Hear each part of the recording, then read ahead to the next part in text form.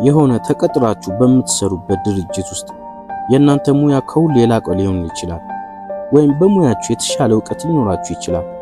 ችሎታችሁ ከሁሉ የተሻለ ሆኖ ሳለ ግን የሥራ እድገት፣ የተሻለ ደሞዝና ምስጋና የሚሰጠው ግን እናንተ ሳትሆኑ ሌሎች ናቸው እና በምትሰሩት ሙያ ወይም ፕሮፌሽን ስኬታማ የሆናችሁ ይመስላችኋል። ግን የሚሰማችሁ እንዳላሳካችሁት ነው። የስኬት ምስጢሩ ትርጉም ምን እንደሆነ ግን ግራ ይገባችኋል። እና ዛሬም ለዚህ ጥሩ ግንዛቤ ይሰጣችኋል ብዬ ያቀረብኩላችሁን ታሪክ እስከ መጨረሻው ታዳምጡ ዘንድ በትህትና እጠይቃለሁ። ከዕለታት አንድ ቀን ፋብሪካ ውስጥ የሚሰራ አንድ ወጣት ልጅ ነበረ። በፋብሪካው የሚሰሩ የበላይ አለቃው ሽማግሌ ሲሆኑ አስተማሩትም ትንሽ እንዲያወራና ብዙ እንዲሰራ ነበር። ሙያውንም ማሳደግ እንዳያቆም ማለትም በፋብሪካ ያለው ሁሉ የሥራ ክህሎቶችን እንዲለምድ። ይህ በእንዲህ እንዳለ 10 ዓመታት ሞላ። በዚህን ጊዜ ሽማግሌው ሰው ጡረታ አወጡ። ወጣቱ ልጅም ደግሞ እሳቸውን ተክቶ የቴክኒሻን ባለሙያ ሆነ። ስራውንም የሚሰራው በተማረው መሰረት በተመሳሳይ መስዋዕትነትና ትጋት ነው። አንድ ቀን መምህሩን ሊጎበኝ ይሄዳል። ሽማግሌው ሰው ግን ሲመለከቱት ደስተኛ አይመስልም። ምን እንዳጋጠመው ጠየቁት። ወጣቱ ልጅም በረጅሙ ተነፈሰና እንዲህ አለ። የእርሱን መመሪያ ያን ሁሉ ዓመታት ሲከታተል ነበር። የፈለኩትን ያህል ብሰራ ጸጥ ብዬ ስራዬ ላይ ብቻ ነው የማተኩረው እና ምን የማውቀው ለፋብሪካው ጥሩ ስራ እየሰራው እንደሆነ ነው። እዚህ ግዴታ ማወቅ ያለብኝን ሙያዎች ሁሉ ተምሬያለሁ፣ አውቄያለሁ። ግን እኔ ያልገባኝ ነገር ቢኖር እንደኔ ችሎታ ልምድ ያሌላቸው ሰዎች ሁሉ ጊዜ እድገት ሲያገኙ፣ እኔ ግን እንደ ድሮ የማገኘው ደሞዝ ትንሽዬ ነው።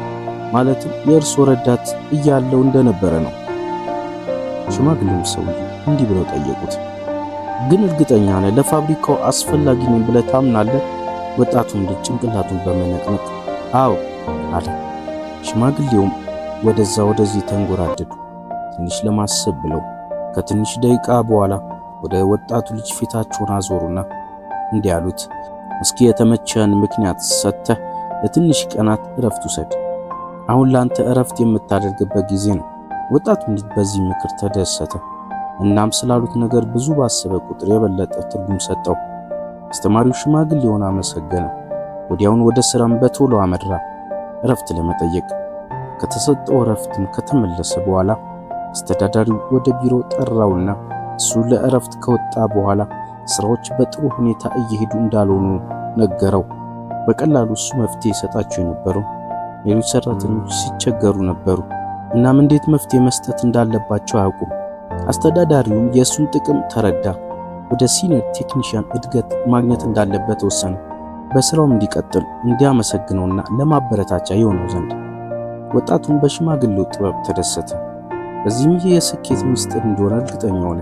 ከዛን ጊዜ በኋላ ወጣቱ ልጅ ማግኘት የሚገባውን ነገር እንዳለ ከተሰማው ስራ ይቀራል። ለቀጣይ ቀን ተመልሶ ሲመጣ ሁኔታዎች እሱ እንደሚፈልገው ይደረግለታል። ይህ ሂደትም ለወራቶች ቀጠለ። ይህ በእንዲህ እንዳለ አንድ ቀን ግን ወጣቱ ልጅ ወደ ፋብሪካው ሲመጣ እንዳይገባ ተከለከለ። በመጨረሻ ቀጣሪዎቹ እንዳይገባ እንደከለከሉት በተረዳ ጊዜ እጅግ በጣም ደነገጠ። እየሆነ ባለው ነገር ማመን ተሳነው።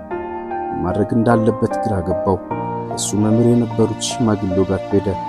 ማለትም ነገሮች እንዴት ወደ ተሳሳተ ሁኔታ እንደሄደ ለመረዳት። ለምንድን ነው ስራዬን ያጣሁት አላቸው እንባ እየተናነቀው። ዳሉ እንዳዘዙኝ አይደለም እንዲያደረኩት። ሽማግሌው እንዲህ ብሎ መለሱለት። እንደ እውነቱ ከሆነ አይደለም፣ ምክንያቱም የሰማውን ግማሹን ትምህርት ብቻ ነው። ሽማግሌውን ጭንቅላታቸውን ነቀነቁ። ንግግራቸውን ቀጠሉ። አንተ የተረዳው ሁልጊዜ አምፖል ብርሃን ሲሰጥ ማለትም የሚሰጠውን ብርሃን ማንም ሰው ልብ እንደማይለውና እንደማይገነዘበው ነው። ግን ጥቅሙን ሊገነዘቡ የሚችሉት የሚሰጠው ብርሃን ሲጠፋ ብቻ እንደሆነ እና ሰዎች ለጥቅሙ ዋጋ መስጠት እንደሚጀምሩ ነው። እናም አንተ በጣም ጓግተ ነበር ለመተግበር። በዚህ ምክንያት ቀሪ ሁለተኛውን ትምህርት ሳትሰማ በችኮላ ሄድክ። ሁለተኛው አለ ወጣቱ ልጅ ምናልባት ትልቅ ስህተት ሰርቶ እንደሆነ እያሰበ። ሁለተኛው ምን ነበር አለ። ሽማግሌውም ሐሳባቸውን በደንብ ለመናገር ቀስ ብለው መናገር ጀመሩ። እንዲህም አሉ።